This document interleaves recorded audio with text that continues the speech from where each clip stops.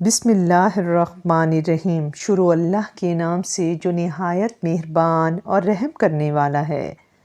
سردی کا موسم تھا، ٹھنڈی ہوائیں چل رہی تھی۔ اس وقت پورے گاؤں پر گہرا سکوت چھایا ہوا تھا۔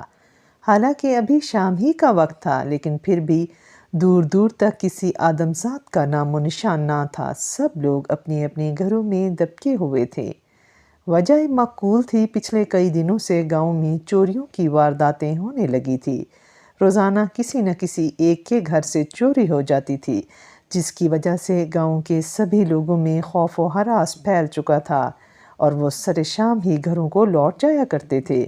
گاؤں کے زیادہ تر لوگوں کا پیشہ زراعت اور مال مویشی پالنا تھا۔ بوقت ضرورت گاؤں کے سبھی لوگ ایک دوسرے کی مدد کے لیے ہر وقت تیار رہتے تھے۔ اب کی بار بھی گاؤں کے سبھی بڑے اکٹھے ہوئے تھے اور اپنی مدد آپ کے تحت پہرا دینے کا فیصلہ کیا تھا۔ پہرا دینے کے لیے گاؤں کے نوجوان آگے بڑھے اور الگ الگ گروپس بنا کر رضاکارانہ طور پر نمبر وار پہرا دینے کا فیصلہ کیا۔ گاؤں کے لوگوں کا یہ فیصلہ کافی اچھا ثابت ہوا۔ رفتہ رفتہ وارداتیں کم ہونے لگی، مگر کسی چور کو ابھی تک پکڑنے میں کامیاب نہیں ہو سکے، جس کی وجہ سے لوگوں میں اب بھی خوف باقی تھا۔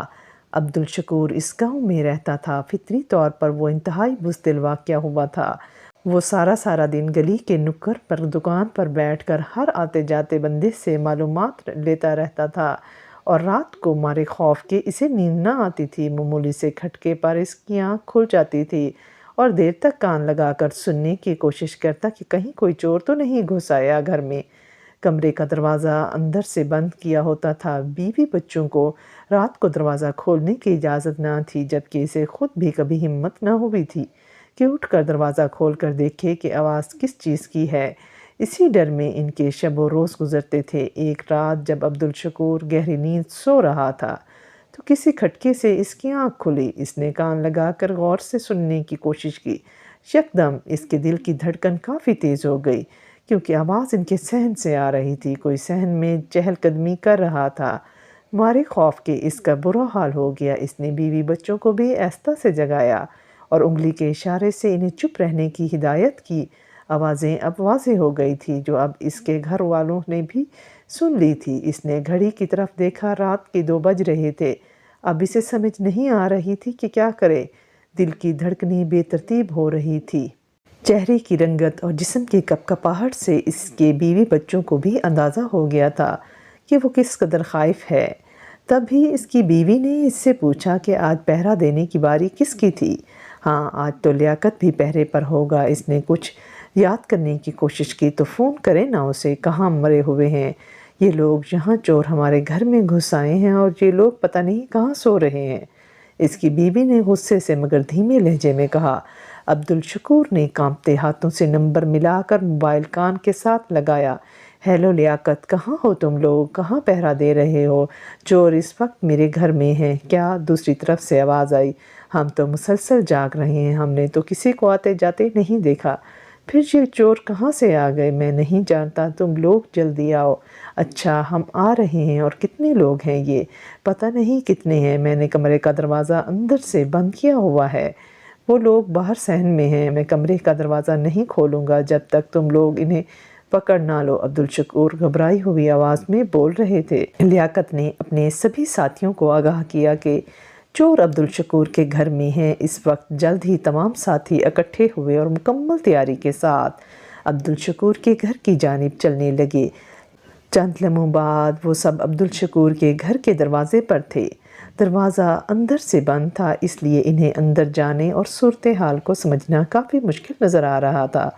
انہوں نے عبدالشکور کو کال ملائی کہ وہ اندر سے دیکھنے کی کوشش کرے کہ وہ کتنے لوگ ہیں اور کیا اس وقت بھی وہ اندر ہی ہیں۔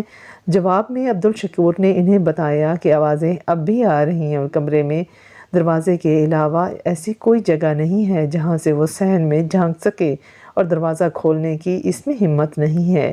اب جو بھی کرنا ہے ان پہرے داروں نے ہی کرنا ہے۔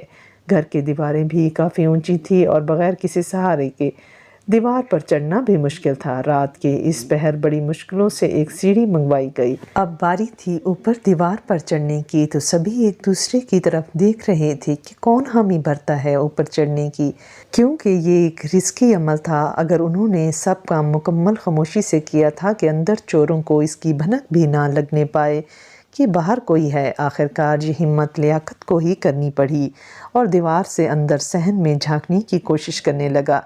अंधेरे में उसे कुछ भी नज़र नहीं आ रहा था। वो इस वक्त सहन में लगे दरख्त की ओर में छुपा हुआ था और वो यहाँ से सहन में उतरकर बैरूनी दरवाज़ा आसानी से खोल सकता था। काफ़ी देर तसल्ली कर लेने के बाद जब कोई भी उसे सहन में नज़र नहीं आया तो इसने सहन में उतरने का फ़ैसला कर लिया और वो सहन में उतर गया।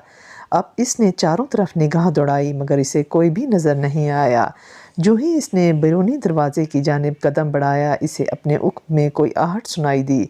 इसने पिस्तौल पर उंगलियों की गिरफ्त मजबूत की और यकदम पीछे मुड़ा। 2 सेकंड से भी कम वक्त में वो सारी सूरत हाल समझ चुका था। इस वक्त अब्दुल शकूर की गाय, जिसकी रस्सी टूट गई थी और वो सहन में खुली फिर रही थी, आहट इसी की थी जिसे अब्दुल शकूर चोर समझ बैठा था।